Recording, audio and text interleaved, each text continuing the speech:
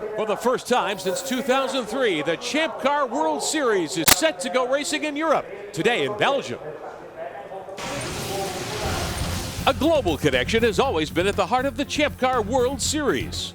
Now the battle for the Vanderbilt Cup is moving to Europe.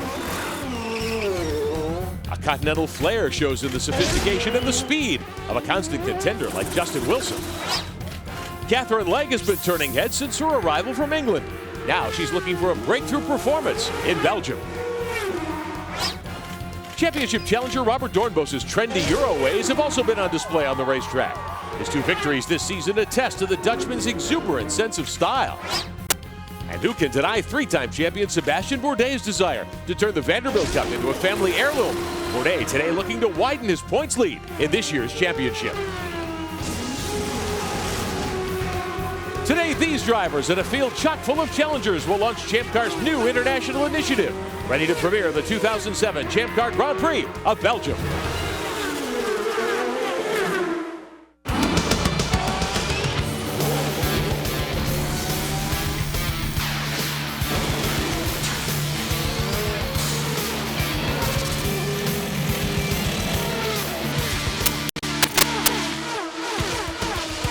And we welcome you live to Heusden-Zolder in Zolder, Belgium for the Champ Car World Series, the Champ Car Grand Prix of Belgium today.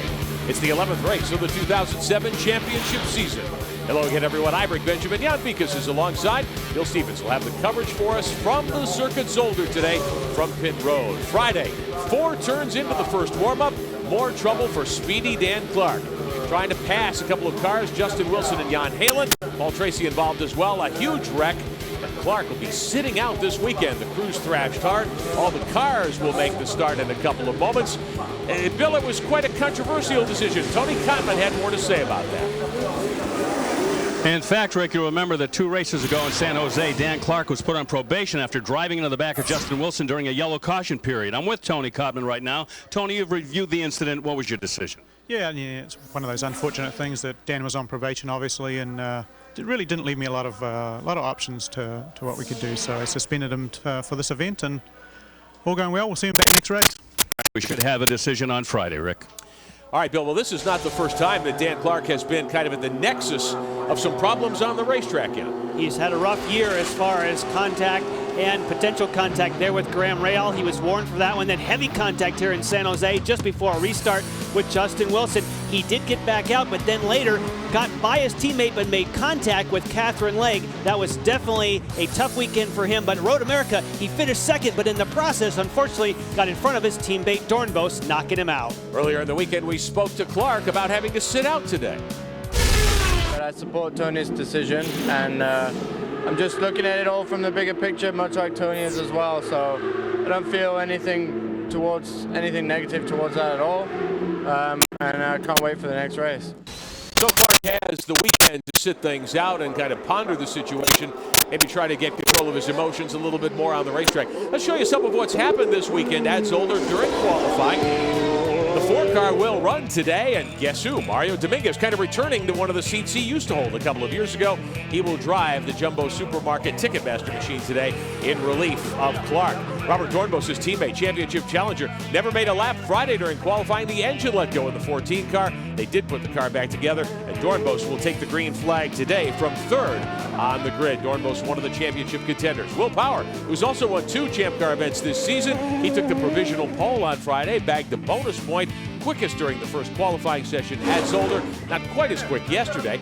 Justin Wilson was able to get the CDW car out. This is a backup car, actually, after that Friday incident. Wilson able to get up to 5th quick on the grid. Bourdais, for the 30th time in his Champ Car World Series career, will start from the pole today in the McDonald's #1. The championship leader, Sebastian Bourdais, 5 wins on the season so far, going for his 6th of the year, hoping to extend the lead here at Zolder this afternoon.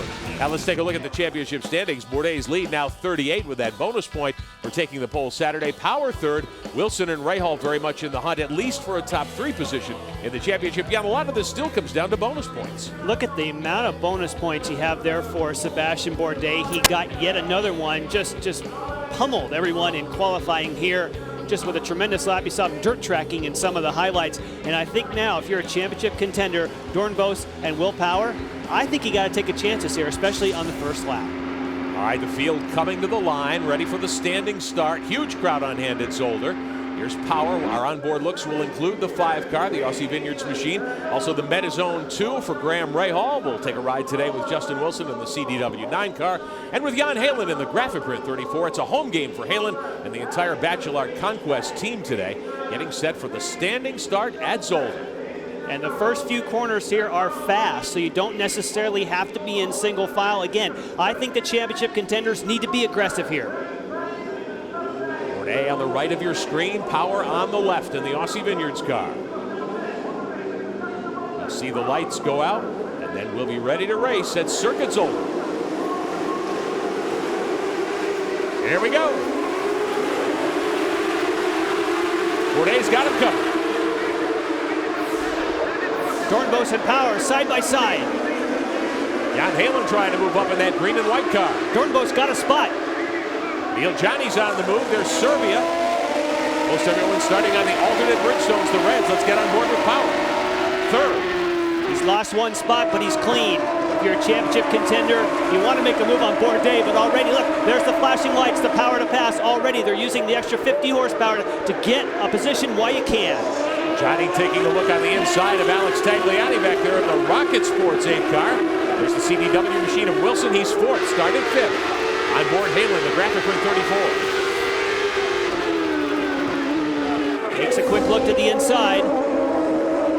Mazda running order, top of your screen. There's the pay-by-touch 22 of Tristan Gomedy starting deep in the field. Leader is Bourdais. Dominguez right there in the 14 car. Power, 4th belongs to the 9 of Wilson. Not everybody starting on the Reds, it appears. And Justin Wilson, having started 5th, now running 3rd. That was a fantastic start for Justin. 4th, excuse me. But still a great start for Justin Wilson, pushing hard, and a career best starting, at least this year anyway, for Bruno Junqueira in the Dale Coyne operation. Dale Coyne's 19 car, the Sonny's barbecue machine. Bruno qualified that car 4th best starting spot for a Coyne car in many years. Everyone's single file. Jan, we'd heard from Bill Stevens earlier in the weekend. Everyone considers this a narrow, tough-to-pass racetrack. But I think that as the race wears on, it's very hard on the brakes. There's 2 or 3 places you're up around 170 miles an hour, then you go all the way down to 3rd gear, in some places 60. Slowest corner on the track, 50. It's going to be hard on brakes. When the brakes are not there, you'll see mistakes, and I think you'll see some passing. It's not unusual in our experience to see the Team Australia boys start on the Bridgestone black sidewall Potenzas. They seem to be the only team doing that here today. It's interesting to see, again, the red sidewall Bridgestones are the higher grip tires, but the tires wear more in the beginning portions of the race when the track is a little more porous. But typically, people like to run these red sidewall tires. There's a good example. There's the black sidewall, like you said, of Team Australia. That means they're anticipating that the first stint will be the longest one. You want to have the reds on shorter stints. And this could end up being a 4 pit stop race, you were telling me. I think that it'll be 3 pit stops because no one wants to stop 4 times. You're going to go ahead and save some fuel and make it a 3-stopper.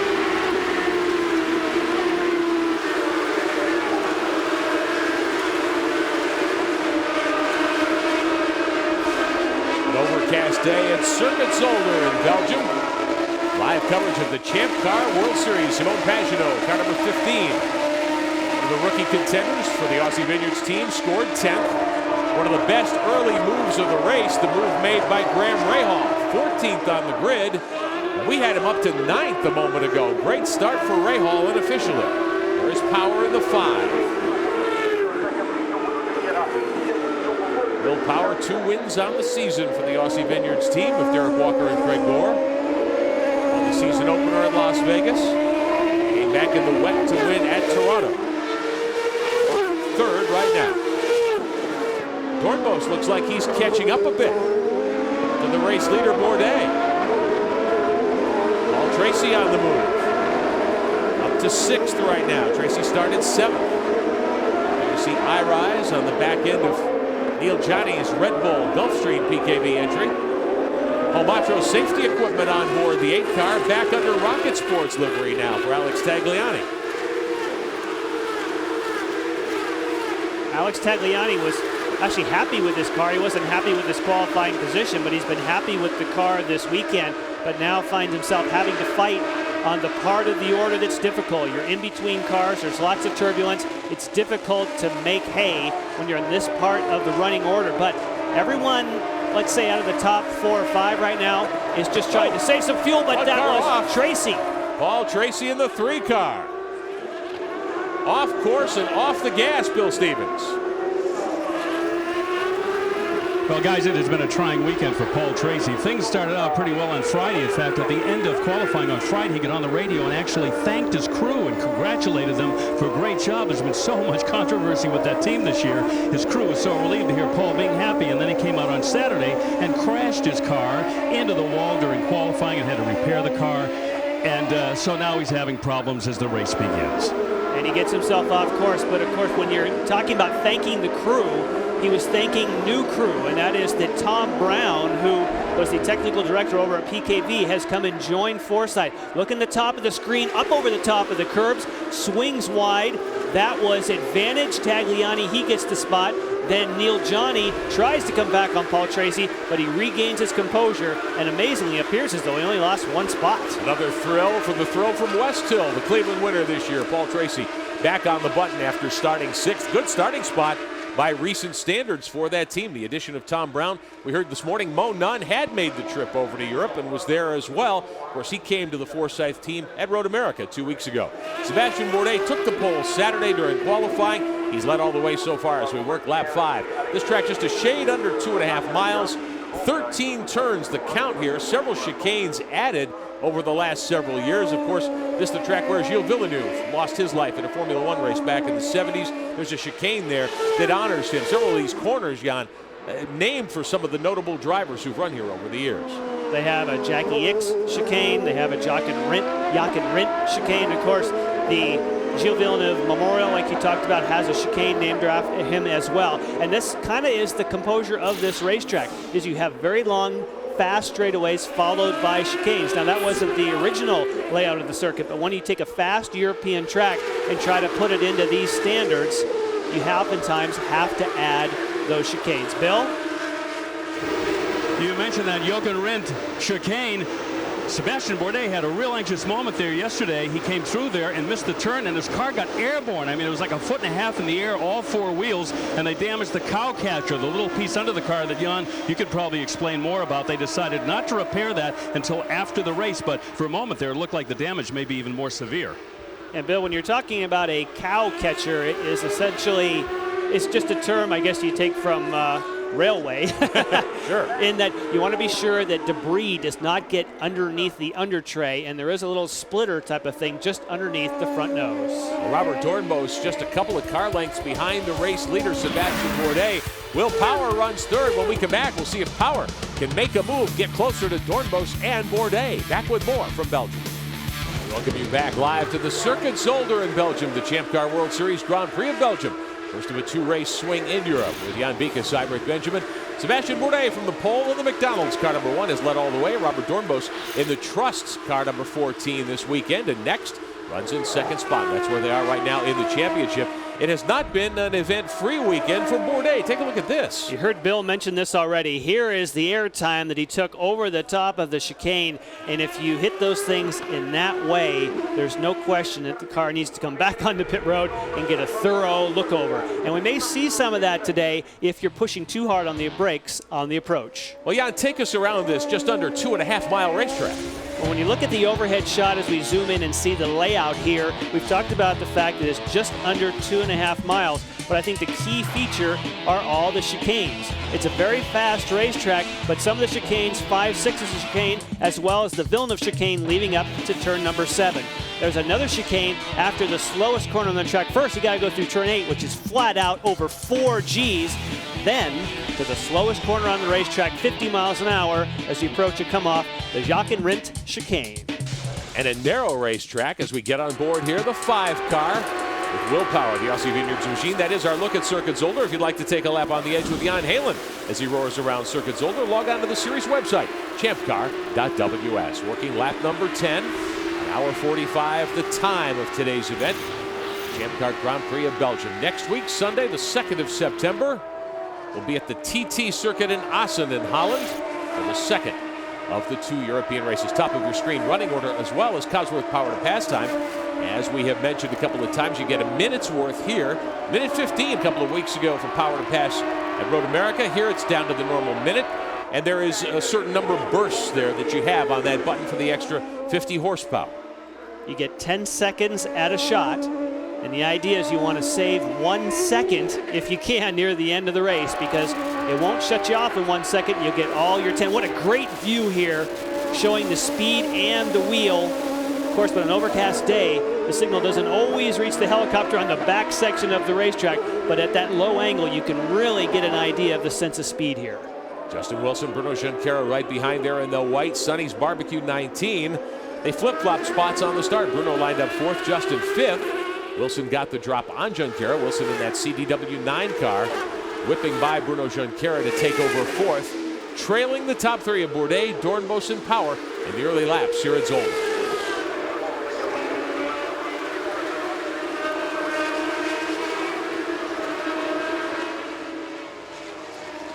Watching Paul Tracy there, the Forsyth Indycar car number 3. Started 6th after that off-course excursion. He's 7th. Neil Johnny right behind him in the Red Bull Gulfstream PKV entry.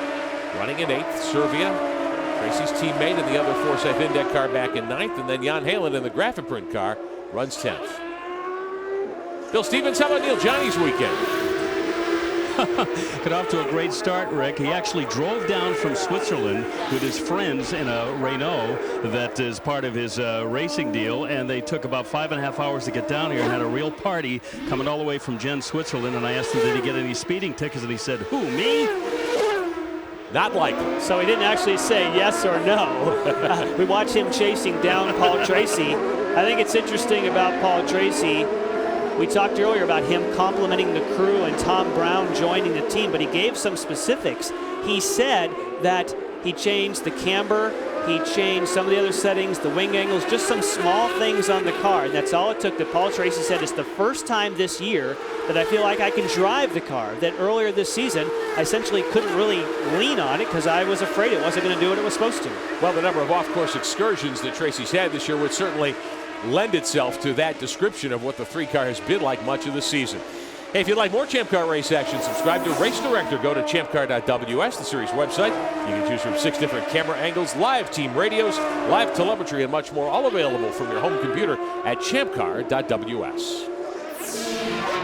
Battling throughout the field here, Oriol Servia in front of Jan Heylen in that green and white Graphiprint car. Home game for Heylen and the Conquest team of Eric Bachelard. They run in front of Mario Dominguez, moving back into the what is now Minardi Team USA, but a couple of years ago, Mario had a lot of success in that car for Keith Wiggins when it was Team Bourdais. And Jan Heylen has already called onto pit road and asked for more front wing by the next time they have one of their pit stops. And of course, looking at the rear wing there, they don't make changes on pit stops at the rear wing. So whatever you want, if you want to put some in or take it out, traditionally, if you have to make an aero change, it's always the front wing. Heylen in his 2nd season in the series as we watch Oriol Servia in the Forsyth Indycar car number 7. Heylen with a 6th a couple of weeks ago. That's his best run in Champ Car. As we pointed out there, remember, he didn't start the season with this team. Matt Halliday drove the first 3 races. Heylen came on board at the end of May for the June summer swing. And there are rumblings this weekend from Zolder that Eric Bachelard may be close to a deal that would allow that to grow to a 2-car team for 2008. That would be terrific. Bill Stevens.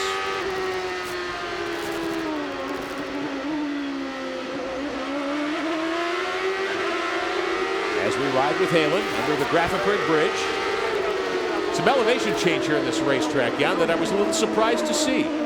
Elevation changes are always fantastic, and there's one hump just before the Villeneuve chicane where they say that you want to be sure that you don't have to.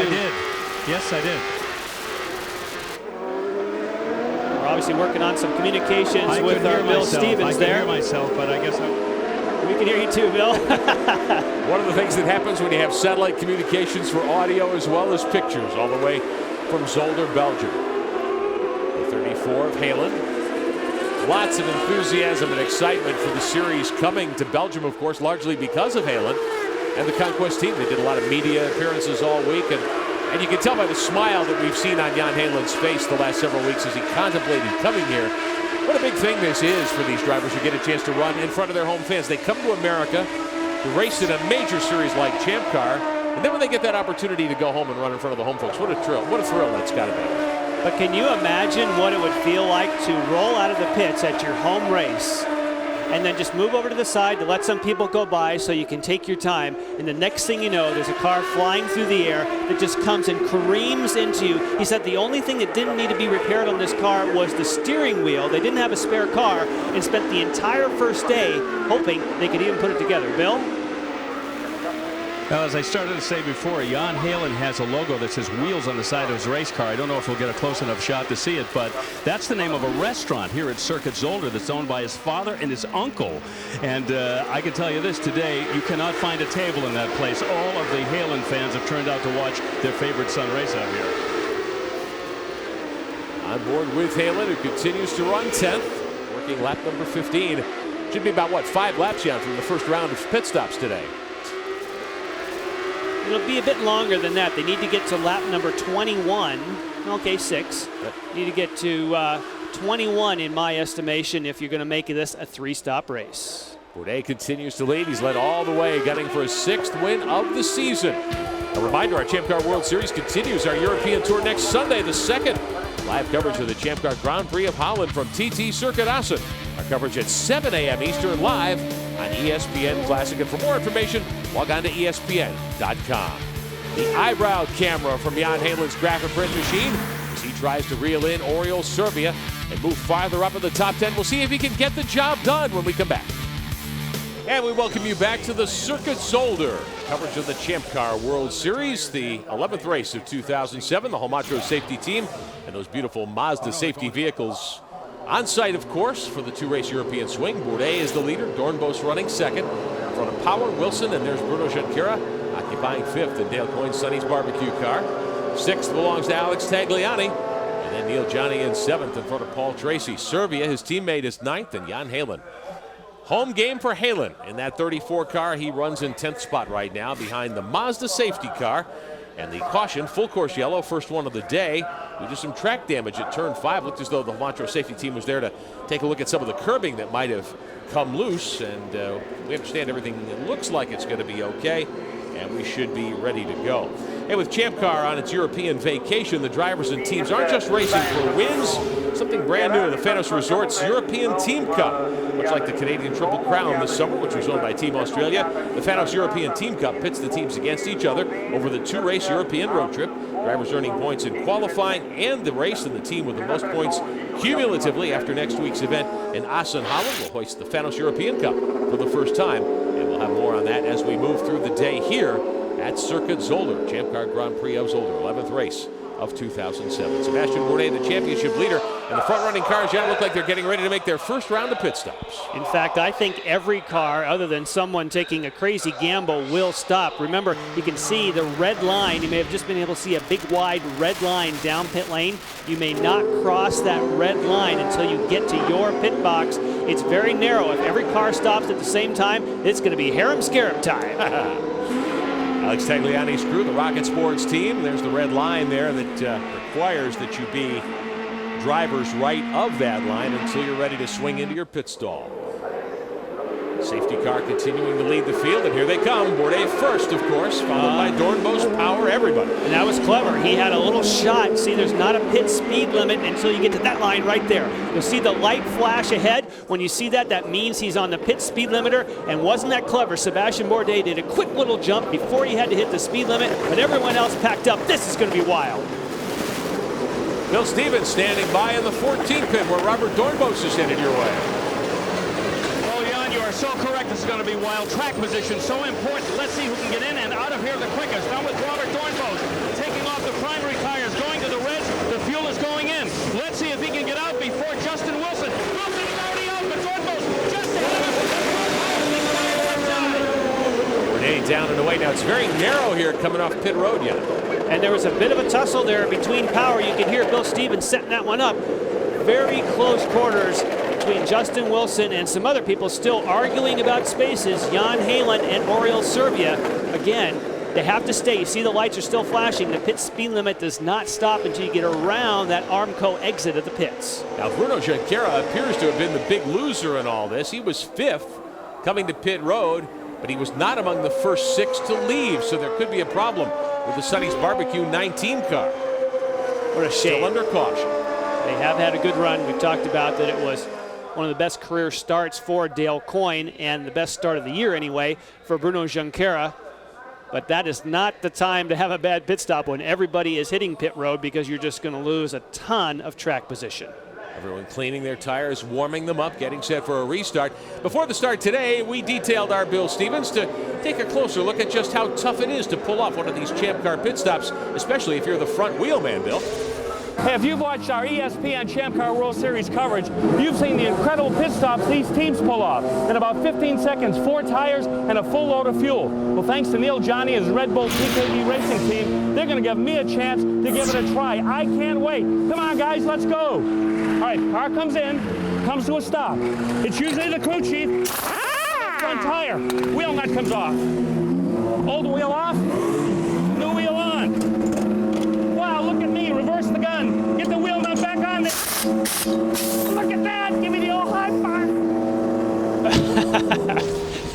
Well, he didn't get the high five because he was over 15 seconds, but you know, Bill, if you lost the speed, if you lost the commentary, he might pick up another 5 seconds and get the high five. Well, you don't have to spend energy with the wind it takes to talk like that. Actually, while you're trying to wrestle the tire. That was well done. That's not that easy. And nice job, Bill. The fact to be able to do that and hold your breath and get it done, I would have given him a high five. Absolutely. I didn't see the wheel nut come flying back off the gun, so it wasn't bad at all, I would say. Sebastian Bourdais will be the restart leader. Bourdais and the McDonald's team, Craig Hampson and the boys.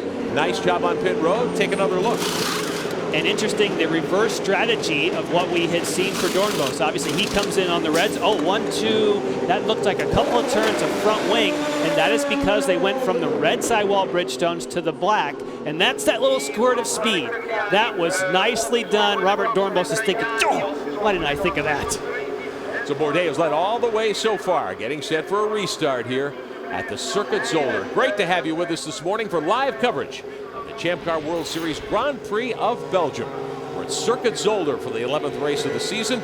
Alongside Jan Beekes, Ibrik Benjamin, Bill Stevens with the coverage for us from pit road this week and next as the series makes its first European swing since 2003.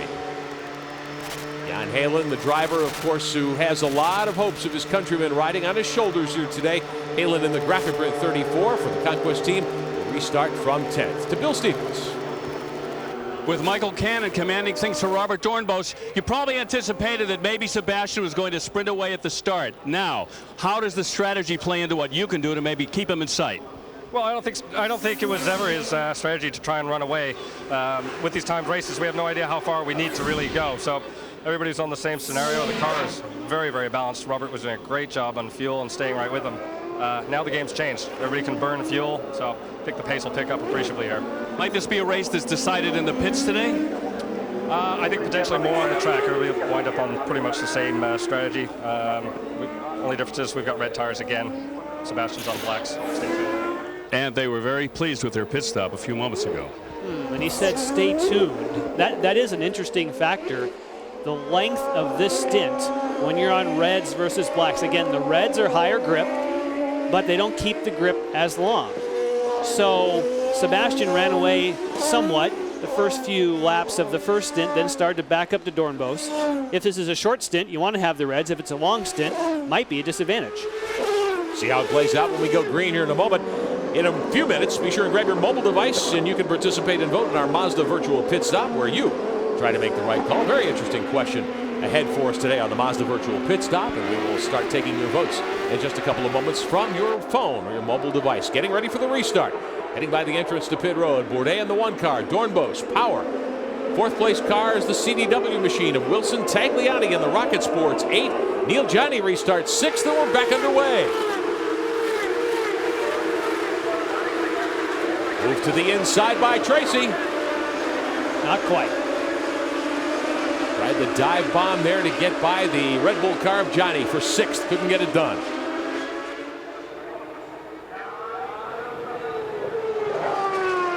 Doornbos Wilson, the Trust 14 car, in second spot. Power continues third in the Aussie Vineyards machine. You see just a whiff of smoke underneath the cars after they make a pit stop. That's because they're much heavier and the cars are rubbing just a little bit at the end of the straightaways with the high downforce. Again, typically they only just rub a little bit when they're full of fuel. Well, Bobby D, as we've started to call him, Robert Dornbos, has lots of experience, of course, in Europe, where he is from. We talked to him at the start of the weekend about what it means to him to come to a place he has raced at and had some success at before. Zolder was special for me because it was the first circuit where I got my race license there, so I sort of destroyed my father's car around there. I kept it in one piece, but the tires were gone and all the noises were inside the cockpit were screaming. I got the license and that's where it all started 7 years ago. Just 7 years ago to get to the top level of motorsports in the Champ Car World Series. Well, that 7-year number is the same distance of time when he was introduced to Jacques Villeneuve at a race, at a Formula One race. 7 years later from that introduction, he was driving a Formula One car. And that is a very quick study.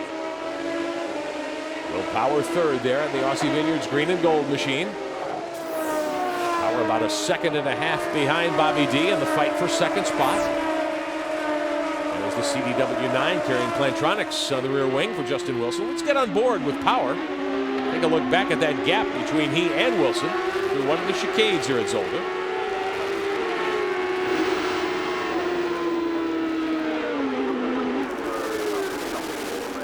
From Wilson's view in the CDW camera.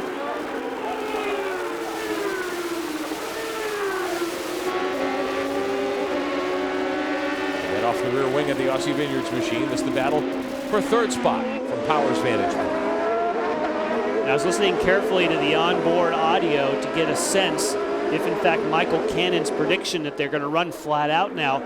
I would be surprised because I feel that they had to pit earlier than what the established pit window was. Sure, they got some yellow, which helps you, but I don't think they've had enough yellow to where you can really turn them loose yet. That was only maybe 2 laps of yellow. But he obviously is running calculations on the front end and the back end of the race, and obviously they're well on top of it. So we'll have to see if in fact they're starting to turn people loose and start to get after it. Neil Johnny now starting to apply some pressure to the whole Matro car number 8 of Alex Tagliani. Johnny in the Red Bull Gulfstream PKV machine. Tagliani has burned only 10 seconds of Cosworth Power to pass time. Neil Johnny's really been on the button here. Playing defense against Tracy would be my guess as much as anything else. There was that one opportunity where we know for sure that Neil Johnny was trying to get by Paul Tracy when he dropped a couple wheels off, got out in the dirt and still couldn't pull it off. It shows that even Paul Tracy, when he drops a few wheels off, stays on the hammer and was able to stay ahead of Johnny when he was on Power to Pass. Neil Johnny there, you see the eye rise on the rear wing of the 21 car. He is trying hard to track down the car of Tagliani and get up into contention with Wilson. I think Johnny thinks he's got a race car that will get him at least into the top 3 here today. He is really hustling that car. There's Tracy a little bit out of line, taking a look to see if he could make a move on Johnny as they head toward one of the left-hand corners here. 32 minutes into this hour 45 of competition, working lap number 22. And I think it's worth noting when we talk about the Cosworth Power to Pass, we talk about 50 horsepower. To us, 50 horsepower in our street car would be like you got a big kick in the rear. But remember, you already have 750, so it's an incremental increase. You can't just be way behind somebody, hit Power to Pass, and expect you're going to blow by them. You have to set them up and almost be to where you were going to pass anyway, and then just get that additional help by using the Cosworth Power to Pass. As we ride with Jan Heylen in the Grafenprint 34 car. Right behind him is Graham Rahal in the Metazone car number 2. The other Newman Haas-Lanigan car, Rahal at age 18. He's raced, he's been to Europe before, spent some time in Europe with his dad, Bob, of course, a few years ago when Bobby ran the Jaguar Formula One team. Right in front of Tristan Gomendy in the pay-by-touch 22. Now a little further back, we see the car of Brian Dial, the PCM team. Plain Jane Couture on the 28 and the 29 cars today for Alex Figge and Ryan Dial. Bill? Jan Heylen very happy with his Conquest Racing team, guys. As we know, Dan Clarke caused that accident on Friday that pretty much totaled Heylen's car. In fact, he told me everything on the car had to be replaced except the steering wheel. But they had a very late night Friday, but on Saturday qualifying, they brought out a car that was competitive, and it's really a tremendous reflection of how skilled those guys are. Yeah, great effort certainly to get that car back ready to run this weekend. A little further back, we mentioned after the round of pit stops, Dominguez took a huge, I'm sorry, he was one of the two drivers. Heusden-Zolder and Dominguez both lost 10 spots on pit road. Hey, 3 races remain in the season. Question today, can series leader Dario Franchitti finally separate himself from Scott Dixon's relentless charge? It's the Optima Batteries IndyCar Grand Prix of Sonoma on ESPN this afternoon, 3:30 Eastern. For more information, log on to ESPN.com. Graham Rahal with a move there to get by Jan Heylen. So Rahal diving to the inside, gets to the top 10. Can Heylen come back now and recapture that spot at Zolder? We'll find out when we continue. We'll be right back. Very enthusiastic fans, of course, in a beautiful venue. Heusden-Zolder in the town of Zolder, Belgium, hosting the Champ Car World Series. First European tour for Champ Car since the 2003 season. First of 2 events next week in Assen and Holland. Under caution, Alex Figge in one of the PCM cars has gone off course into one of the gravel traps. They take a moment to get the Heylen safety team along with one of the forklifts over to remove the 29 car. Take a look at what happened. That's the Plain Jane Couture machine.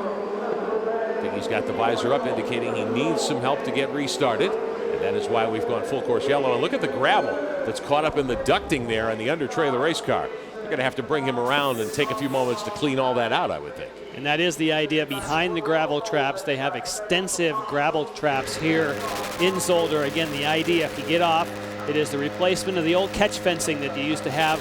And obviously it's a much better alternative because it stays low and there's not fence posts and things that can get to a driver's home.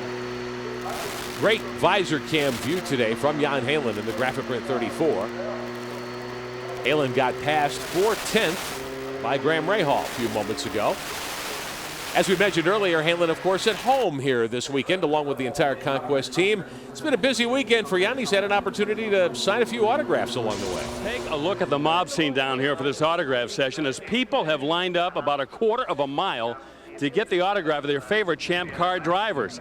And one must-have autograph this weekend is the one of Jan Heylen, who was born and raised about 20 miles from the racetrack. This has got to be a really big kick for you. This is awesome, man. This is, to see this many people here in Belgium and to come here after all these years, to come back to Belgium and do a home race, it's fantastic. You probably have people coming up and telling you that they come from the same town where you were born. Oh yeah, I grew up just around the corner, so there's a lot of familiar faces and a lot of people that have been supporting me my whole career. So it's awesome to see them all out here. We'll let him get back to work because there are a lot of people that want his signature.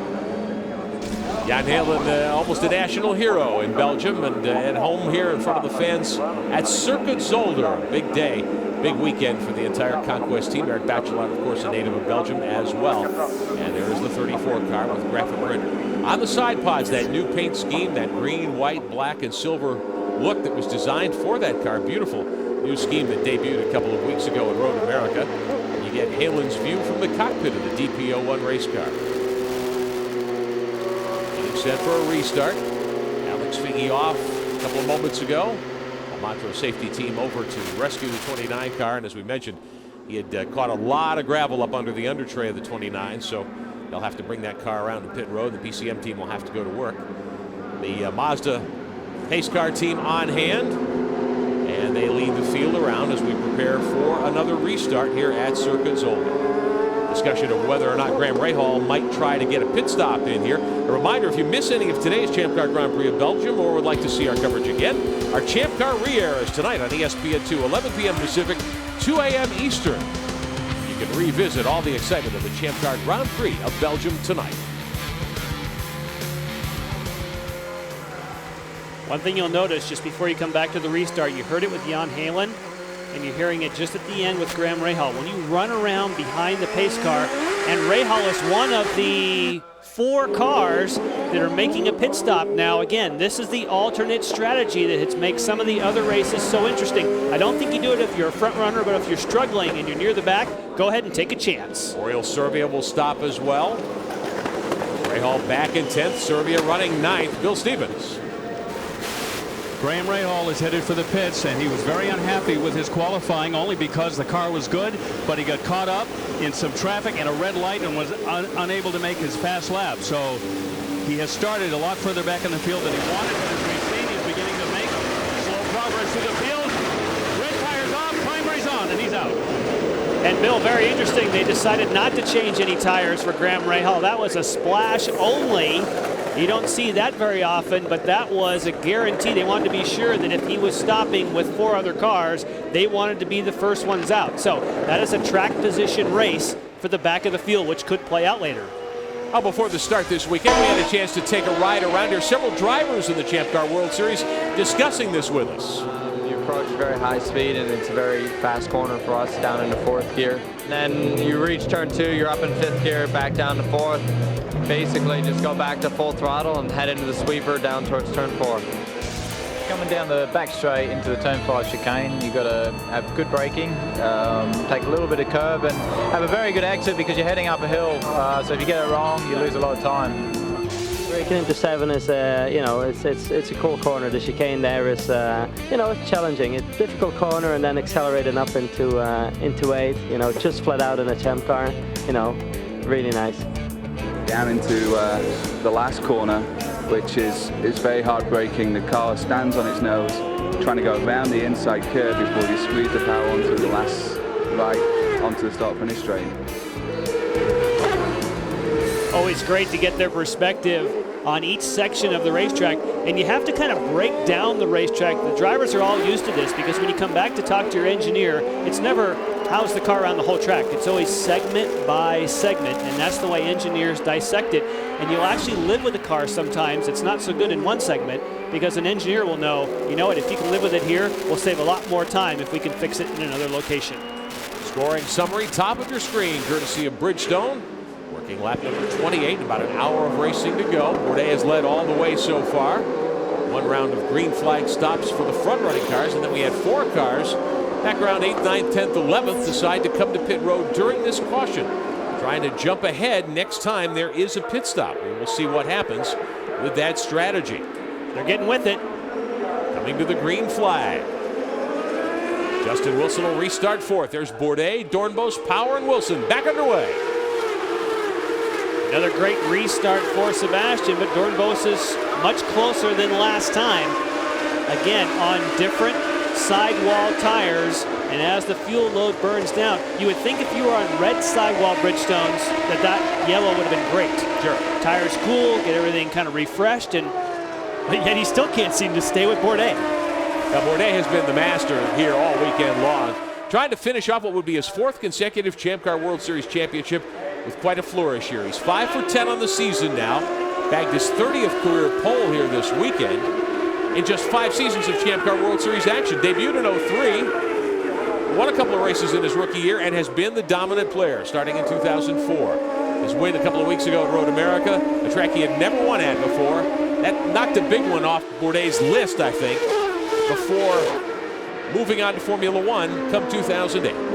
Now, it's worth saying that between now and when the leaders stop again, if there is a caution flag, that is what those 4 people who pitted are looking for. Sure. If it just stays green and the leaders pit and come back out and keep on their sequence, then the gamble didn't pay. But if somehow we have a full course caution, let's say in the next 5 or so laps, all of a sudden the 4 people who pitted are in the catbird seat. On board with Graham Rahal, the Metazone car number 2, one of the 4 drivers who made that pit stop under the last caution. Right now, Rahal being shown in 10th position. Bill Stevens. Yeah, guys, I just spoke to John Ciscana because he is the crew chief for Graham Rahal. I think there was a little chess game going on there. They put the tires out as if they were going to change them, but the plan was to add fuel. They were thinking that, you know, maybe if everybody else thinks we're going to do tires, it might convince them that they need to do it too. For whatever reason, they did not change the tires. He said by going with just fuel, they thought maybe they could pick up a track position. Yeah, it's one of those cat and mouse kind of things. They're hoping to sort of bake and fake somebody into changing tires when in fact they've been in fairly recently. And track position, as we can see, when you start running in this kind of turbulence, that if you can pick up a couple positions in the pits, obviously sometimes that's easier than the kind of work you're going to have to do to get those positions on the track. Riding with Rahal, the Metazone car number 2. Right there right now behind Ryan Dial in the Pacific Coast Motorsports car number 28, Plain Jane Couture on the side pods of Dial's car and Alex Figge's car. There's the pay-by-touch machine of Tristan Gomandy, one of the Europeans in the series, of course a native of France. He's on the Bridgestone Reds, the alternate for Tenzas right now. For the PKB team, Gomandy advancing to 8th. with those cars that came to pit road. Then Alex Figge going off. Got a look there a moment ago at Catherine Lake, and there she is again in the other Sonny's Barbecue 11 car for Dale Coyne Racing.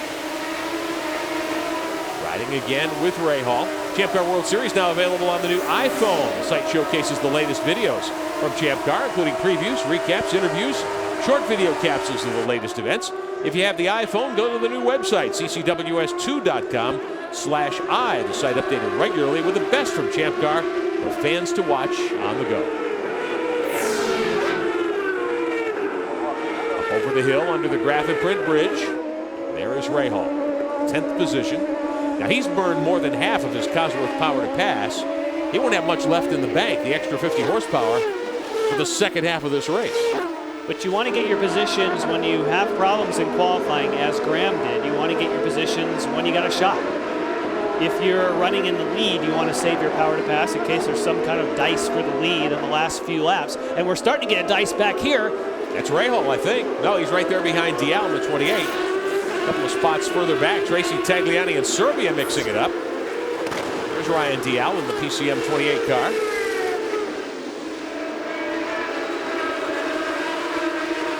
A couple cars a little further back. One driver stepping out of line to take a look at making a move. Ryan Dial in 9th position. He's used 5 seconds of his Cosworth power to pass so far. Bill?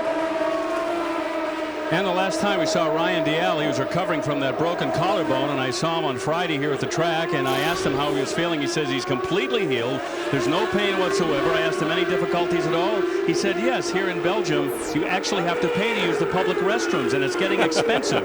Spoken like a true Scotsman, I guess. Well, with this new Plain Jane contract, which is a clothing company, and we know that he's quite the style boy. We don't know if he's actually going and fixing his hair or if he's actually paying for the services. Right there, yep. Rahal trying to close in there on Dial. That's Dial in the 28, the silver car. And we say that tongue-in-cheek. That comes from his teammate Alex Figge. They tease each other about who spends more time in the shopping mall. So, you know, I do think that for them, it's actually a fun sponsor for them because they like the whole sort of Euro style culture and the whole fashion industry, and there's some other drivers here that wouldn't have a clue what to do with that. I'm Rick Benjamin. Fashion critic Jan Binkus is alongside. Bill Stevens is updating us from pit road today. Our Cosworth power to pass comparison between Tristan Gomendy and the pay-by-touch 22. He runs right now in 8th. Ryan Dial runs 9th. Gomendy hasn't even touched the button today. Dial's used just 5 seconds, so they both have quite a bit to play with. But as we pointed out, the driver next in line there in the Metazone 2 car, that's young Mr. Rahal. He's burned up 31 seconds of his Cosworth power pass, extra 50 horsepower. Now Gomendy, as we look there at Dial, Gomendy in the pay-by-touch machine, he's picked up 7 spots. Yeah, on some of that because of those drivers that came to pit road during the last caution, but it's been a good run for Gomendy. Not quite a home event for him, but nearly. This is the driver who's the home team this weekend, the Graphic Print Conquest Squad, the 34 car of Jan Heylen. Onboard views over in Belgium today. I'm guessing that perhaps our helicopter can't get up very high. A low ceiling, it appears, on a cloud cover today at Heusden-Zolder, and that could be one of the reasons why. We apologize for that. There's the 34. As Heylen continues to run in 7th spot now. He's picked up a couple of spots because of those drivers that pitted under the previous caution. Next week, Champ Car World Series European Tour continues Sunday, September 2nd. Our live coverage of the Champ Car Grand Prix of Holland from TT Circuit Assen. 7 o'clock Eastern Time next Sunday morning on ESPN Classic. For more, log on to ESPN.com. Sebastian Bourdais has been the dominant player, gunning for his 6th win of the season. Robert Dornbos and Will Power would love nothing more than to change those plans. Wilson and Johnny gunning for the top 3 too. We'll see how that all plays out when we come back. 35 laps completed, Heusden-Zolder in Zolder, Belgium on ESPN. Coverage of the Champ Car Grand Prix of Belgium, 11th race of 2007. Hello again, everyone. I'm Rick Benjamin. Jan Binkus is alongside Bill Stevens with our coverage pitside this week and next. First 2-race swing of Europe for Champ Car in 4 seasons. 4 years ago, Sebastian Bourdais doubled up at Brands Hatch and at Lausitz in Germany, and Bourdais trying for 3 straight in Europe. What record does this guy not own? Gunning for his 4th consecutive championship. He would be earning his 6th win of the season if he can close the deal here today. 30th career pole in just 4 seasons, well, 5 seasons now. And Bourdais has led 36 laps, all 36 since the lights went out. And we put the field in motion today at Heusden-Zolder. And for Bourdais, who's coming home essentially next year to run in Formula One, racing back in Europe, a thrill for him, I know. Looks like he wanted to make a statement here today. He certainly made a statement in qualifying. Now it's a case of just being consistent, getting the fuel mileage that he hears from pit road. We're right at the point he may actually make a pit stop now. Nope, he's going to wait one more time, but he's in the window when they'll start talking to him about making sure that he keeps his pace and fuel mileage, and they'll get him back on strategy. But no question, he stamped his authority when it came down to putting the laps down in qualifying. Driver of the McDonald's car number 1 for Newman Haas Lanigan Racing. Your Mazda running order, top of your screen. Look at the gap he's built over Bobby D. Doornbos in the Trust 14 car. Almost 5 seconds back. Another 8/10 back to Will Power in the Aussie Vineyards 5. There's Doornbos. Earlier, Doornbos was just a couple of car lengths behind Bourdais. But since that first pit stop, Doornbos on the red tires, the Bridgestone alternate Potenzas. Maybe it's a situation, Jan, you had pointed out earlier. A lot of drivers said the reds were good for just a couple of laps. He's tried to run them for a full stint. Take a look at the points championship. Now, as they run, Doornbos started with a 38 back. Well, at the moment, he would have lost even further ground to Bourdais if the race were to finish in this order. And of course, there are no points awarded until the actual race finishes. So that's a predictive graphic. As we all know, it's not over until the checkered flag waves. There's lots of sayings that we could use in place of that, but Bourdais knows that well, knows he just has to stay consistent, but when he needs speed, it certainly appears as though he's got lots in the bag. On board Will Power in the Aussie Vineyards 5 car. Power's run third much of the day. If you want more from Champ Car, well, we've got the answer for you. Go to the series website and subscribe to Race Director. ChampCar.ws is the website. You can pick from 6 different cameras, live team radios, live telemetry, and more. It's all available on your home computer, your PC, or your laptop from ChampCar.ws. CW9 machine, Justin Wilson back there in 4th. For the Rouge Sport team, interesting development this week leading up to this event. Rocket Sports and Rouge Sport had come together, 2 single-car efforts for 2007 under the R Sports banner. They made the decision this week to go back to Rocket Sports and Rouge Sport. They're still cooperating, but for marketing purposes primarily, the decision was made to kind of split the teams back up, at least by name. So you've got the Holmatro 8 car for Rocket Sports. That's Alex Tagliani running right there with Paul Tracy. That's the fight for 11th. And then Oriol Servia in the other Forsyth Index machine, the 7 car rather. And Servia right now shown in 13th spot. At least some of the drivers involved losing some positions because they made an early pit stop under yellow. Yeah, you were saying the gamble would pay off for them under a certain scenario. This doesn't look like the scenario. If there's not a caution, and we're expecting the leaders to come in this lap. So if the leaders get in and out and there isn't a caution, then yes, they sort of lost their golden opportunity here. They will be on a different sequence. They'll have one more shot, but the time is getting slim for that gamble to pay off. Indications that the leaders are headed to pit road as we watch this battle back for 11th, 12th, 13th, and 14th. Bruno Junqueira. Here comes Doornbos, Bill Stevens. Doornbos is already in there waiting for Sebastian Bourdais further down the pit, but as far as Doornbos is concerned, the 4 tires go on. I do not believe they made an adjustment to the car, just the tires and the fuel as Jan Heylen swings by Doornbos as he comes in for his pit stop. So Bourdais must be going 1 lap further, Jan. And that is sort of characteristic of Sebastian Bourdais. When you have things, you have a handle on everything and you can do 1 extra lap, that is just more money in the bank for Bourdais. Graphic print 34 of Jan Heylen down and away with a fresh set of Bridgestone Potenzas. There's Doornbos in the Trust Jumbo Supermarkets 14. And we did hear Michael Cannon, his engineer, say we're not worried about fuel. In fact, there was radio communications to Doornbos. Try and chase down Sebastian, use the fuel, go ahead and use the power to pass. But even with that, he couldn't catch him, and Bourdais saves fuel, gets another lap, and now pits. He's just dominating. Here comes the McDonald's machine. Champion Sebastian Bourdais gunning for his 4th title in a row. The points leader, he's dominated so far. Billy sent it right your way. And guys, even though he is dominant today, they are still fine-tuning that car. In the last pit stop, they dialed front wing in. They just told Sebastian that they were going to, as you can see, they undialed that front wing on this pit stop. The tires are on, waiting for as much fuel as possible. Pit stop is over. Interesting, Bill. They did one side only. That was the left side. And it looked to me from my vantage point as they added some more. So there is times when they will actually say the opposite on the radio so that the competitors... No. Yes, can you believe that? Poker being played on pit road, I am stunned that you would suggest such. But they added about a half a turn to only one left front wing. I would say that's about as minor of an adjustment as you can do on one of these cars. Got a look there at the 15 car of Simone Pagenaud, the other Aussie Vineyards machine. Another driver back in his native continent at least. Pagenaud from France, of course, advancing to 5th on the running order of the previous lap, and now second. Yeah. He should come in, though. See, he was also able to stay out to gain him. It was all dependent on how quick he could do on that in lap. So here comes the 15 car of Pagenaud. Will Power back on the racetrack. Now he's got a set of the Bridgestone Reds, the softer alternates. Here comes Pagenaud. The Aussie Vineyards team are going up on the jacks.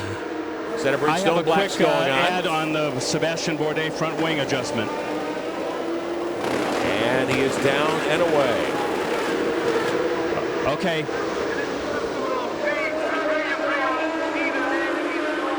So here comes Pagenaud after making his second stop of the day on lap 42.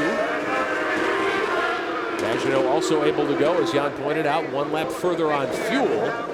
Does that gain him any ground? He's given up a lot of track position here by doing this. It gains you ground on your in lap in that when people are out having filled up with fuel on cold tires and a full fuel load, you get one more lap at speed when you're light and the tires are hot. So it's dependent on how hard he was able to push on that in lap.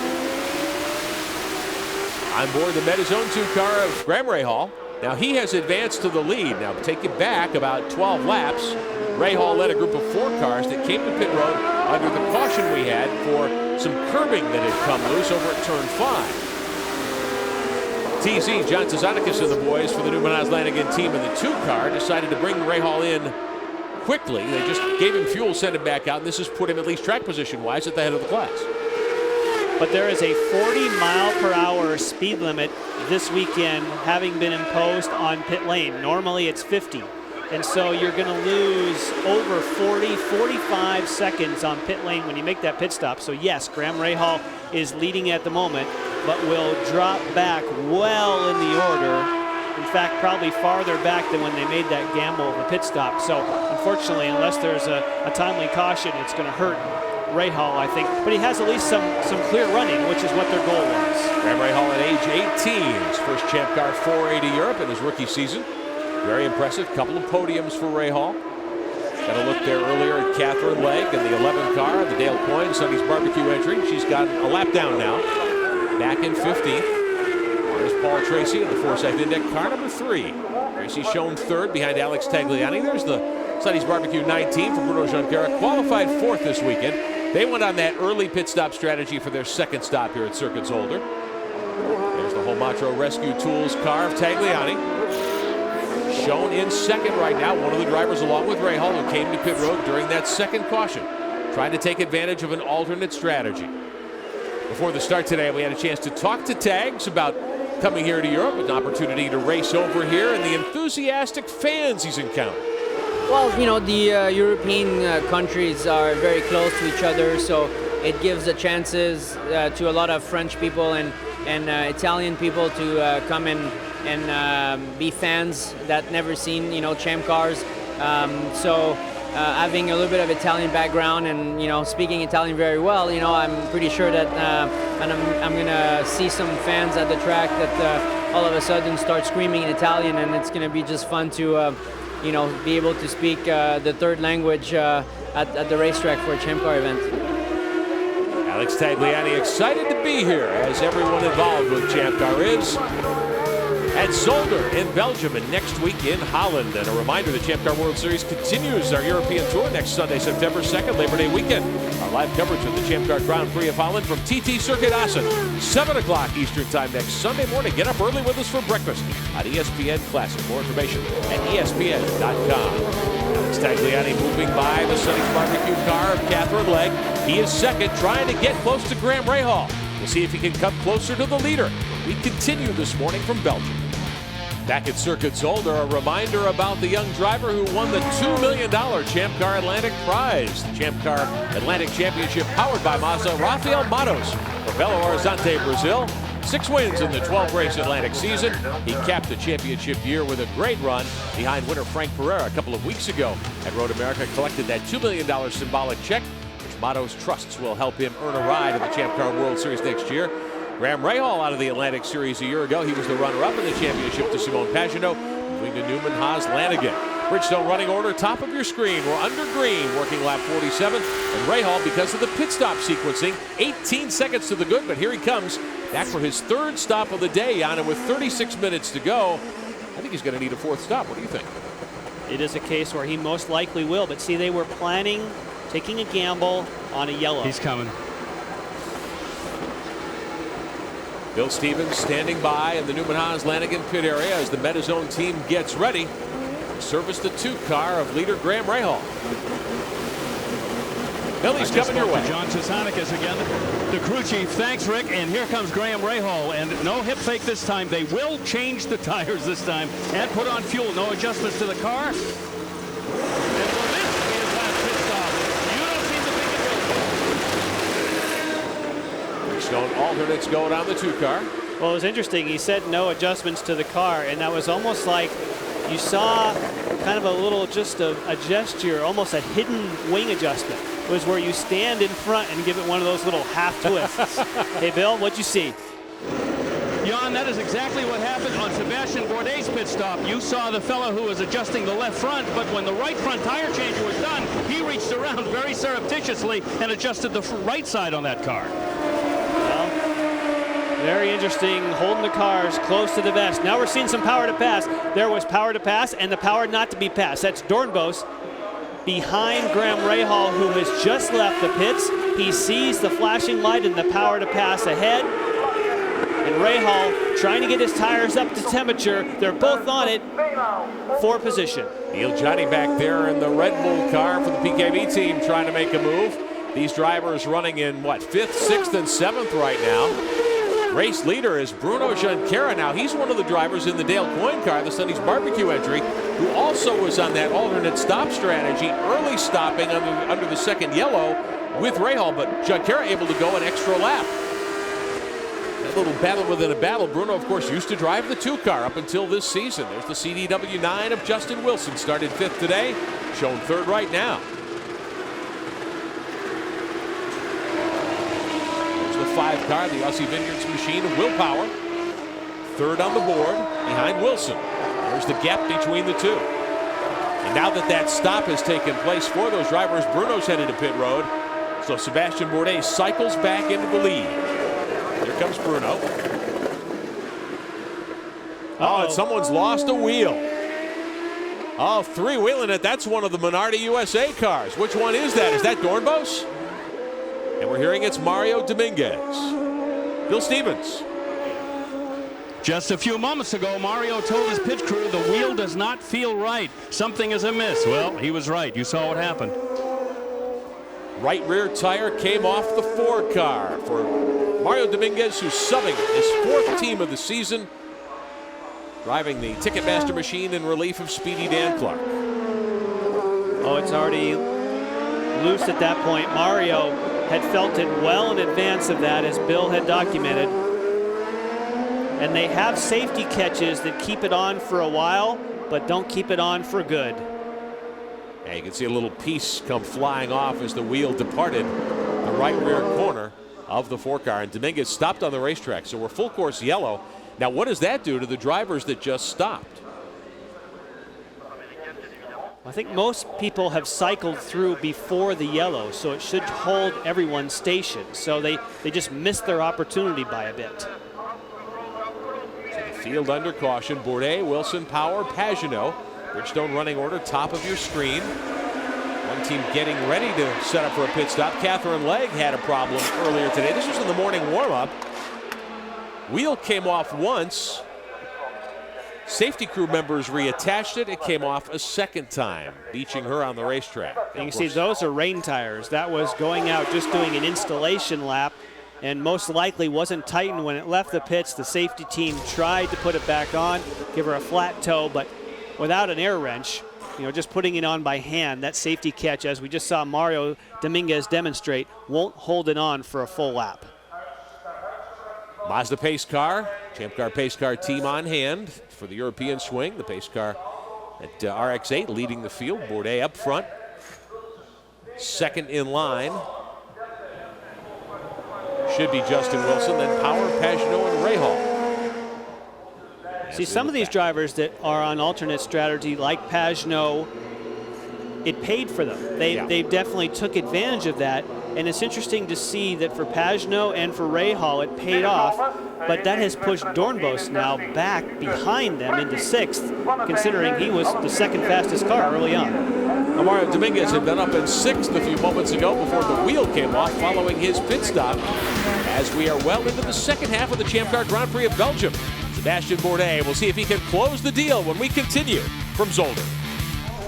The Champ Car World Series European trip, first time since 2003. We welcome you back live to the Circuit Zolder in Zolder, Belgium. I'm Rick Benjamin with Jan Beekes, Bill Stevens on pit road. The lap's winding down, about 28 minutes of racing to go. Caution period because Mario Dominguez lost his right rear wheel after making a green flag stop. And this opened up the door for many of the leaders to come to pit road. Justin Wilson running in the top 5 much of the day for the Rousport team, the CDW 9 car. Set of Bridgestone Potenza Blackwall tires, the standard tire, going back on the 9 for Wilson from Great Britain. Sebastian Bourdais has led just about all day other than during his pit stops. They coming to pit road for what all these teams trust may be the final time of the day. Set of Bridgestone Blacks going on the McDonald's car number 1. Graham Rahal coming back in as well. And then everyone slowly off pit road, that 40-mile-an-hour speed limit. Now, Simone Pagenaud had stopped to Rousport. I'll talk to Phil. Just before this caution period, and Simone Pagenaud not stopping at this point. Looks like he may be the restart leader. And Simone Pagenaud's team was set up for him to stop. I have a feeling that there was some radio miscommunication, because when you see Graham Rahal and Sebastian Bourdais stop, who are both on different strategies, the fact that they both pitted means that they feel they can make it from the end here. They want to get back on the same strategy. So Pagenaud will be the restart leader in front of Jan Heylen and Tristan Gomedy. 3 races to go in the IndyCar Series season. And championship leader Dario Franchitti hoping he can separate himself from Scott Dixon's relentless charge. Battle resumes this afternoon, the Optima Batteries IndyCar Grand Prix of Sonoma. It's on ESPN at 3:30 Eastern Time. For more, log on to ESPN.com. So now the remaining gamble is that you have Simone Pagenaud, who either decided at the last minute not to stop or missed the radio call, and everyone else behind him thinking that there'll be enough caution to make it to the end and they won't have to go to the pits again. So very interesting when you see people like Sebastian Bourdais, Justin Wilson, Graham Rahal, those again like a guy, Graham Rahal, who had stopped earlier. They obviously have both team cars, in my opinion, going the same strategy. They got to be pretty confident.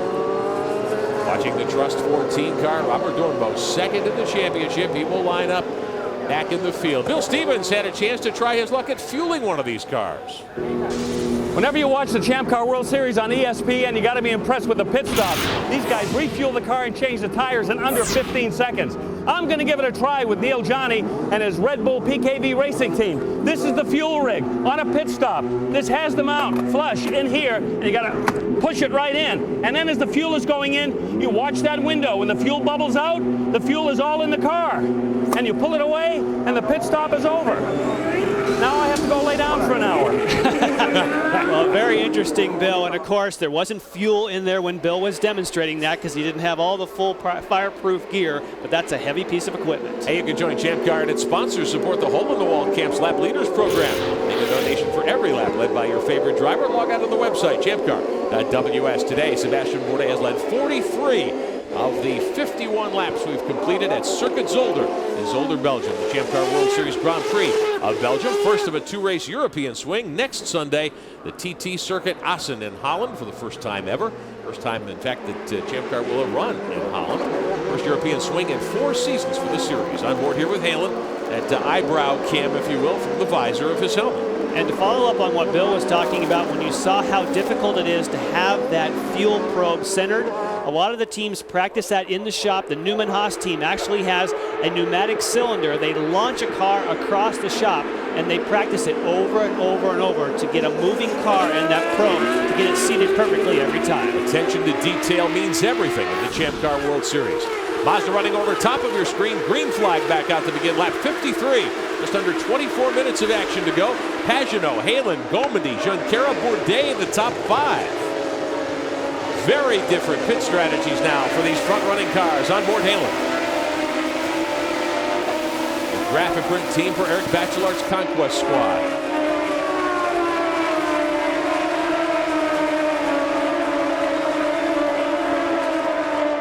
For those in the front, they just have to run like rabbits because that's their only hope is that the people behind are going to feel as though they're in fuel trouble and they're going to have to slow down and save fuel. If they've got their calculations right and they're not in fuel trouble, these guys are going to fall well back in the order. But hey, just stand on it and hope for the best. Well, according to the numbers I'm seeing, Jan, Simone Pagenaud and Jan Heylen have only made 2 stops. They've got to stop one more time. Oh yes, they for sure have to stop, but they chose not to stop when everyone just did, thinking that there wasn't enough fuel to make it. So if they're right, it's a great call. But if everyone behind you can make it to the end after making those 3 stops, it was a bad call. You're cooked. Well, slightly. On board here, the Metazone machine of Graham Rahal. Red laps earlier today, 7th in the running order right now. And you have to tip your hat because for the Newman-Haas Lanigan boys and Graham Rahal for going out of sequence. They went off of sequence when they needed to, and they got right back on sequence when they had the opportunity. So that really paid for them. On board the CDW9 car, the Roost Sport machine of Justin Wilson. Wilson in 7th position. This is where he mentioned earlier in that trip around the racetrack, you stand the car in its nose there. There's a few places here where you have over 4 Gs on the brakes. The highest G loading you have in the corners, lateral, side to side that is just over 3 Gs, which really gets your attention. But on the brakes, when you get over 4 Gs when you hit the pedal, that's 4 times your driver's weight, 4 times the weight of the car. It's almost like you're hanging on the belts when you get on the brakes. It's pretty phenomenal stopping power. The 9 car of Wilson. 7th in the running order at the moment. Oh, here comes Bourdais by Junqueira. Oh, Bruno Junqueira, his ex-teammate. They nearly got together. Junqueira had to squeeze the brakes hard in the Sonny's Barbecue 19. Bourdais to 4th in the running order. On board Rahal. Back in 6th behind Junqueira. Cosworth power to pass time. Well, Rahal's burned up 34 seconds of his. Bourdais used 17. Here's another look at the move. And that's an aggressive move, putting yourself in a position to where Bruno Junqueira can't turn into the corner. That's how you have to make passes on this type of a racetrack. We talked about that's one of the places where you would be almost 4 Gs on the brakes. Think about getting on the brakes, essentially hanging on the belts, and at the same time, you're trying to time it to where you shoot into position and get to the inside of Junqueira. That was well done. 20 minutes to go today at the Heusden-Zolder. Champ Car Grand Prix of Belgium from Heusden-Zolder in Belgium. I'm Rick Benjamin with Jan Beekes. Bill Stevens is pit side for us this weekend and next. Solo act for Billy the next couple of weeks when we move to Holland as well next Sunday. Great to have you with us on ESPN. Coverage of the Champ Car World Series all season long. Final 5 races of 2007, and Bourdais, gunning for his 4th consecutive title, has been the dominant player. But right now, Simone Pagenaud with the lead of just under 2 seconds. Bourdais has moved to 4th. Alternate pit stops has the field jumbled up as we get into the last 20 minutes here at Zolder. Remember earlier you said that, wow, Graham Rahal has used a lot of his power to pass early on. Well, he moved up a lot of positions, went on an alternate strategy, but now he doesn't have as much left when it comes to the critical part of the race. But his teammate, Sebastian Bourdais, did. So he used his power to pass. He squeezed by his former teammate, Junqueira, and now it's going to be a harder road for his teammate, Graham Rahal. Bruno Junqueira holding on to 5th in Dale Coyne's 19 car, the Sonny's Barbecue machine. And he's got a good bit of power to pass remaining. 48 seconds worth, as a matter of fact, to play defense on against Graham Rahal. Rahal pretty pumped about coming over here for the first Champ Car European swing in 4 seasons. We talked to him about that. Lived in England for about 8 months when Dad ran Jaguar Formula 1 team. So it's kind of like going back home for me. Spent a lot of time there. I think, you know, for us, we've spent a lot of hours of preparation as a team to go there. So hopefully we can do a good job. And they have done a good job here today, pursuing different strategies to try to give Rahal an opportunity to move up. Didn't qualify particularly well. In fact, started back in 13th spot alongside Catherine Legg in the 7th row today. There have been some reports on the racetrack of a few drops of moisture. Now that would throw a wrinkle into things. If all of a sudden we got some precipitation and then you slow way up, that would answer what's going to happen for the pit strategy. But then again, if it really started to rain, you'd have to pit anyway to get rain tires. So you remember Mark Tremblay? Oh, I do. That was one of the best races of the year. Absolutely. Oh! One car off into the weeds. That might have been one of the Aussie Vineyards cars. That would have been Will Power back there. Behind Justin Wilson as they mix it up for 7th and 8th. There's Bobby D in the Trust 14. He's got only 11 seconds of Cosworth Power to pass time left as he tries to defend against Neil Johnny, who runs 11th. Hey, the Champ Car World Series available for you now on the new iPhone. Brand new website showcasing the latest Champ Car videos, previews, recaps, interviews, short capsules of the latest events. If you have the new iPhone, go to the new website, ccws2.com/i. The site updated regularly with the best from the Champ Car World Series. Watch on the go with your iPhone. Jerome Pagenaud has his eyes on the checkered flag. Working lap 58, 17.5 minutes of racing to go here at Circuit Zolder. Pagenaud over Jan Heylen, who's moved to second. Boy, you know the fans at Zolder have got to be loving this. There is Pagenaud. Especially loving it if they don't realize he has to make another pit stop. Now, Bill Stevens, what about the Aussie Vineyard squad? They know they've got to bring Pagenaud pitside at least one more time. Yes, and I'm with Derek Walker, who may have that answer. Will we see a pit stop pretty soon for Simone? Yeah, unfortunately, radio communication went down and he missed his stop. So he's a bit out of sequence, not by choice. It was an accident. So, yeah, he'll be in soon. And, guys, when you take a look at the top 4 drivers here, they're all international drivers, and the top 3 are from this area of the world, so the fans certainly are getting their money's worth today. And the only break, Bill, that they could catch at the moment is if it actually started to rain to where you needed rain tires and everyone had to stop, then you could stop with an advantage of being in the lead and you'd be in the catbird seat. But I think it appears as though, at least from these pictures, that whatever raindrops there were don't seem to be getting any heavier. It's been overcast all day at Circuit Zolder. On board Jan Heylen, the Graphic Print 34 car. For the Conquest team, Belgian native Eric Bachelot. Mentioned earlier, rumblings this weekend in the paddock at Circuit Zolder that may well expand to a 2-car team. Some new investment may be coming Conquest's way, and that would be a big boost for that squad. As we watch Pagenaud coming off his best finish of the season, Jan Heylen 2 weeks ago at Road America, ran 6th in the Graphic Print car. Packed house at Zolder. Fans turned out in droves Friday and better crowds yesterday, and today hard to find a place to park, we're told. The McDonald's machine of Sebastian Bourdais, the championship leader, running in front of Tristan Domedy now. He's gotten by Domedy. Bourdais has to take over 3rd. Domedy, one of those 3 drivers that has made only 2 stops so far as we get down to the final 15 minutes today at Circuit Zolder.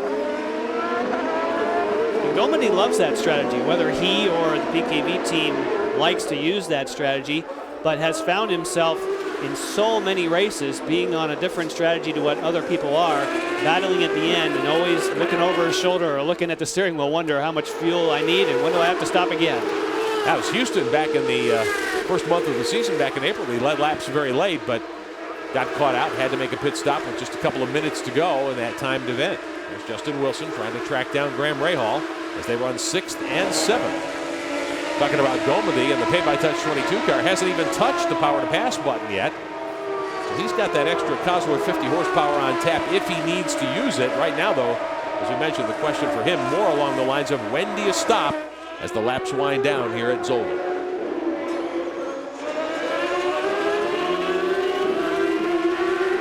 Justin Wilson has really had a nice recovery to the weekend. Backup car for that team. And traffic up front there, yeah. And he loved his car on the first part of the circuit, but then struggled with his car on the backside. And there's no question that they have made some changes to where he's been quick. Graham Rahal gets by Gomendi now. Oh, Wilson. And here comes Wilson. Trying to squeeze to the inside, the CDW car. Wilson trying to pick up 2 spots. Oh, 2 for 1. Rahal off in the weeds, and Wilson gets it done. Now he's zeroing in on Bruno. That would be for 4th. You don't see that very often. You don't see picking up 2 positions in 1 corner. That was a nice advantage of momentum, and now he has good momentum and some power to pass to force the issue and get by Junqueira. Wilson's got plenty of it left. 50 seconds on the clock. The CDW car way wide. He did he lost get offline there? He did. He got 2 and gave 2 up. Wow. You can see the brake squeal there. You can see the smoke off one of the front wheels as Wilson had to get on the brakes and offline, and he gave up those spots to Junqueira and to Rahal. Will Power nearly getting by. Here's the move. Rahal first by Gomendi. That's the first one. Rahal's thinking, fantastic, I just got by Gomendi, and then at the same time he's trying to get back online. Slicing up the inside comes Justin Wilson. Then he tries to make the move. On board Wilson, let's see how he does that job. And he just lost a spot live. Yeah, Will Power got by. And Will Power, you can see him on the power to pass with a flashing light when he went by. So Justin Wilson looked like he was on the move, and now he's going straight backwards. Wonder if he got the tires dirty by going offline there. You can see a lot of debris flying when that scramble occurred on the last lap through this area. Wow, some wild developments with 12 minutes to go at Heusden-Zolder in the Champ Car Grand Prix of Zolder. A reminder, Champ Car World Series European Tour continues next week, Sunday the 2nd. Live coverage of the Champ Car Grand Prix of Holland from TT Circuit Assen, 7 o'clock Eastern Time, Sunday morning. Join us for breakfast on ESPN Classic. More information from ESPN.com. Graham Rahal, who led laps earlier, has gotten himself back up to 4th now as the clock starting to trickle away at Heusden-Zolder. We'll be back and see if Rahal can get to the podium. Welcome back live to Champ Car World Series at Heusden-Zolder in Belgium for the 11th race of 2007. 9 minutes of racing to go. Neil Johnny in the Gulfstream PKV Red Bull 21 car. Running 8th, Simone Pagenaud. We heard from Derek Walker. Radio communication had been lost, and that's why that Pagenaud missed his pit window a few moments earlier. Gave up the lead. This was just a few seconds ago, stopping for fuel only, enough to get him home for the last 7 or 8 laps of racing here today. So Sebastian Bourdais retakes the lead, cycling back to the top. Bruno Junqueira, meantime, continues to run 2nd with Dale Coyne's team late in the race. Now, Bruno, according to our calculations, may be able to make it home. We'll see. Doubtful, but looks like he's going to try. But Bourdais cashes in big in the McDonald's car number 1. Headed, it appears, for his 6th win of 2007, which would lengthen his championship advantage over both Doornbos and Will Power. Right now, Doornbos shown 7th, Power up to 4th, so Power might be able to gain some ground at least for 2nd in the championship on Bobby D, depending on how things shake out here over the final 7 minutes, 45 seconds of racing. Working lap 65. When you talk about Bruno Junqueira and if he'll be able to make it, he stopped 2 laps earlier. That's a lot earlier than Sebastian Bourdais and company, Graham Rahal, Will Power, Justin Wilson, when I even thought at that point that was going to be dicey for making it to the end. So that is most likely why Bruno Junqueira has fallen back and why we have seen such a big lead for Bourdais and why everyone is stacked up behind Bruno. He has to save fuel and just really take it easy where he can, at the same time holding these fast guys behind. Now Rahal only has 16 seconds of Cosworth power to pass time remaining. That's a couple of squirts. Bruno's got 50 seconds left if he needs to play defense, but if you're saving fuel, he might not even bother to try that. Rahal's made 4 stops, so he shouldn't need to stop again for fuel. And Graham Rahal may be in great shape to end up on the podium alongside Bourdais as we look ahead to the checkered flag in a couple of moments. Our Cosworth power to pass graphic there, left of your screen, showing the balance between Junqueira and Rahal, how much time they each have out of that initial 60 seconds in the bank. The extra 50 horsepower on tap with that button on the steering wheel. And you make a great point about the fact that he may have it in the bank, but he may not be able to use it because he's got to save fuel. Bill?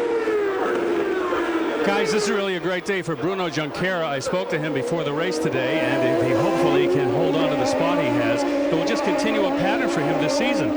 Except for 2 races, he's had a top 10 car all season long, and he is racing for a team that can't compete with the others in the budget department. So you might call him one of the great overachievers of 2007. Really a year, I think, in which Bruno's planning and hoping to reestablish himself as one of the top drivers in the Champ Car World Series. Of course, lost his ride with Newman Haas-Lanigan coming into the season in favor of Graham Rahal.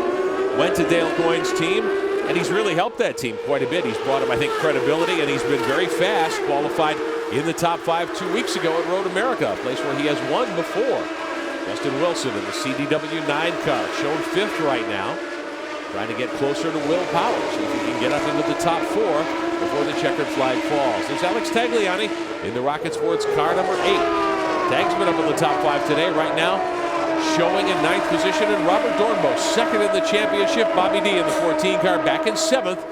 Points as they run. Bourdais would add to his lead significantly if this is the way they come to the checkered flag. Dornbos would remain 2nd, and he would fall 53 points back with 4 races to go in the 2007 season. Oriol Servia in car number 7 for the Forsyth Indyk team. Servia 6th right now in the running order, in front of Dornbos. And there you get a look at that gap. Neil Johnny back 1 spot behind Dornbos. Johnny in the Red Bull Gulfstream car.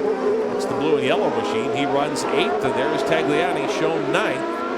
Omatro Rescue Tools going on board for the trip to Europe for the 8 team this week and next. And we just saw Bruno Junqueira come through, and some of the radio traffic is that they are telling Graham Rahal, at least it's their opinion, and Newman Haas-Lanigan, that Bruno Junqueira can't make it. So they've done their own calculations. Of course, they don't know how much fuel he has on board or what his mileage is, but they're telling Graham Rahal he cannot make it. He's going to have to stop. We'll have to see if, in fact, we heard Bill say that this has been a fantastic weekend for Dale Coyne, but you got to bring the thing home. Getting extra 2 laps more than anyone else, that is almost impossible to do.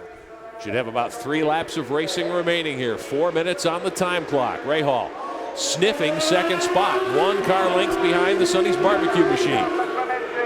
Rahal in the Metazone 2 car, that baby blue car. Oh, it took a look to the inside of Bruno. Bruno able to defend. This is for 2nd as the laps wind down at Heusden-Zolder. Will Power right there as well in 4th. And Bruno's just going to drive it and save as much fuel as he can. If he runs out, he runs out. You know, it's like, I got a shot here. We'll just see what happens. Maybe for some miracle, we'll have a little extra fuel in the tank to make it. Go back to something we talked about, too, at the top of the broadcast, and we heard some of the drivers say it. It's narrow here, a hard place to find room to pass. But I truly think that if you're confident in your fuel use, that you would just go ahead and use the button and sail by. But I still think even people behind Bruno are not certain that they've got lots of fuel to play with, and they got to pick their spot carefully. Coming up on 3 minutes to go here at Heusden-Zolder. There's Oriol Servia, the Forsyth Indyk car number 7. The Sonny's barbecue car of Bruno Junqueira for Dale Coyne's team. 2nd, 13 seconds behind race leader Sebastian Bourdais, but hoping to hold on the 2nd spot. If Bruno can hang on, and we don't think he can, but if he can, it would be the best finish ever for Dale Coyne racing in the Champ Car World Series. Oriol Servia, he drove for Coyne a couple of years ago, had a 3rd. So did Roberto Moreno in the US 500. So they've had 2 thirds for Dale Coyne Racing. And if this is going to be potentially your best ever finish for the team, why not? Stay out there, just, you know, save what fuel you can and go for it. I don't know if there are casinos in Belgium, but Bruno and Dale Coyne certainly rolling the bones at the moment, hoping for a good result here at Heusden-Zolder. 2 minutes to go.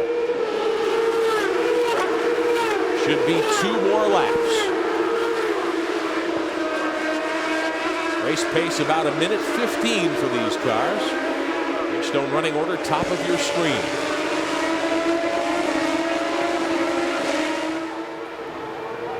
Sebastian Bourdais, as is often the case, in a different zip code here at the moment. And you know that Graham Rahal is saying, hey guys, I thought you said you couldn't make it. Part of the education of a young race driver, though, in a lot of ways, wouldn't you say? At 18 to learn He's this? working hard. You can see him sawing at the wheel there. He's kind of come to the conclusion that maybe he can make it. I got to get after him. Junqueira holding on to second.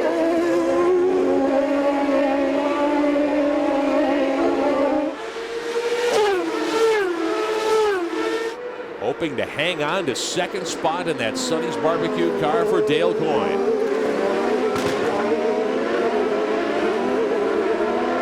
Last pit stop for Bruno, lap 48. As we work on lap 68, last time around. So presumably, if he could go 21 or maybe squeeze 22, he might be able to cash in. Bourdais, the race leader, 13 seconds to the good. The Newman-Haas-Lanigan McDonald's team getting set for their 6th trip to victory lane in 2007 in the Champ Car World Series. Bourdais would put an even tighter grip on his 4th consecutive series championship, which would be a record setter. Last year when he won his 3rd straight, he tied the late great Ted Horn.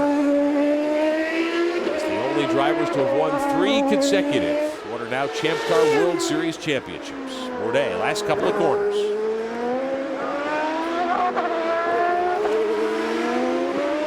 Checkered flag from J.D. Wilbur will be in the air momentarily for the McDonald's team and their great young driver.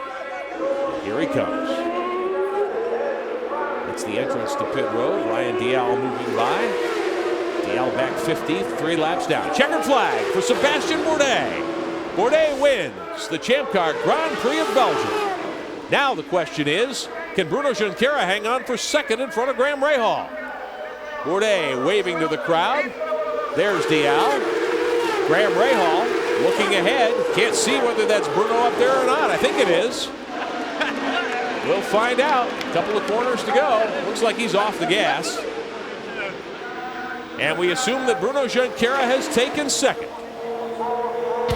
Bourdais with the visor up, celebrating his victory, and the unofficial word is that Bruno Junqueira has come home in 2nd spot. A great finish, the best ever for Dale Coyne's team. We'll be back in Zolder. Welcome back to Circuit Zolder in Zolder, Belgium. The Champ Car Grand Prix of Belgium into the books. Sebastian Bourdais, the winner. He's with Bill Stevens. A very happy Sebastian Bourdais. A win on European soil. Your family here, your parents. How special was this, Sebastian? Well, it's 3 for 3, so yeah, it's going really well. Another pole, another win for the Magnus team. They did a fantastic job again today. It wasn't easy, really, with the different strategies, but the car was awesome, and we made it. The pass around Bruno Junqueira was an anxious moment. Take us back. Yeah, well, Bruno was having to save a lot more fuel than I was, and I knew that, so I know Bruno is very fair, and he used the push to pass and got alongside him, and when he saw me coming, it just didn't close the door, so it was a good race. It was a good race. Congratulations. 6th win of the season for Sebastian Bourdais, his 3rd win in Europe. He swept the last time Champ Car came to Europe back in 2003, the 2-race European Tour, a double dip there for Bourdais. So now he wins his 6th in 11 starts in 2007. Bourdais the winner. Bruno Junqueira, best ever result for Dale Coyne. Rahal, Power, and Wilson, the top 5. It was very interesting to see that the strategy for Junqueira and for Graham Rahal certainly paid off. But boy, what a fantastic way to save fuel and keep people behind for Junqueira. Bill? With Bruno Junqueira, of course, a spectacular drive, but the operative question is, how did you ever make it to the finish line on your fuel? And Dale Coyne over here is chuckling about it. Bruno, tell us about it. Well, it was really hard. I had Sebastian behind me. I knew that I had to save a lot of fuel, and he just passed me in a place that I wasn't expecting. I was just lifting very early. Maybe I was going to push a pass, and then to keep Rahal behind me and still doing a very good mileage was hard, but great job for us. I'm very happy. And what a day for you, Dale. It's good. I mean, we've had some thirds, and we got a 2nd with this guy. We always had confidence in him in the past, and he did it today. We had some mess ups, but we played strategy, and it worked out really good. I think a very popular result for this team. Fantastic outcome for Dale Coyne Racing, Bruno Junqueira, and the entire Sonny's Barbecue team. Well, 4 races remain in the season. Bourdais adds to his lead, now 53 over Robert Dornbos. Power 3rd in the championship. Wilson and Rahal rounding out the top 5. Rahal back on the podium today, 3rd. Graham Rahal is definitely starting to gain some momentum. He was so close. And you know what? He may have had some opportunities to make a move, but they told him that Bruno was going to run out. And it didn't work out that way. All right, let's get the thoughts of the third-place finisher. Back to Bill. Graham Rahal, we spoke before the race, and you mentioned how even though you were starting back in the field, the breaks could come your way, and it looked like that happened today. Yeah, I mean, the whole Metazone team did a great job today. When we got out in the clear, we were really fast. I think we had the fastest couple of laps of the race by that point. And, you know, when we didn't have to save fuel or anything, I mean, we really moved through the field. And you know, the guys did great job with strategy and pit stops and everything, and just helped us move to the front. Great rookie day for you. Congratulations. Proud dad Bobby Rahal there, celebrating with his son Graham, who gets to third. Thought he could get by Bruno Junqueira because Bruno wouldn't have enough fuel. Didn't quite work out that way. Let's have a look at our Rush Rounds Rookie of the Year standings now. Will we need Robert anyone Dornbos else? with a 7th place finish. Graham Rahal third, so Rahal closes the gap just a little. He's now 34 points behind Bobby D with 4 races to go, including next week's run at the TT Circuit Assen in Holland. Now, one of the things that's been added by Champ Car this European swing, the Phanos Resorts European Team Cup. Much like we had the Canadian Triple Crown earlier, a new point system has been instituted, qualifying and race points for both cars in a team. And Manaz Lanigan finishing first and third. They take the early lead by 9.5 markers over Team Australia. Third is Rocket Sports, Dale Coyne Racing fourth, and then Forsyth Championship Racing in fifth. The Forsyth boys, well, Paul Tracy ran 10th today. Royal Servia 6th, so not quite the result that they were hoping for, but certainly it was Sebastian Bourdais' day as he adds to his championship lead. Well, a reminder, the Champ Car World Series does continue with our European Tour next Sunday, September 2nd.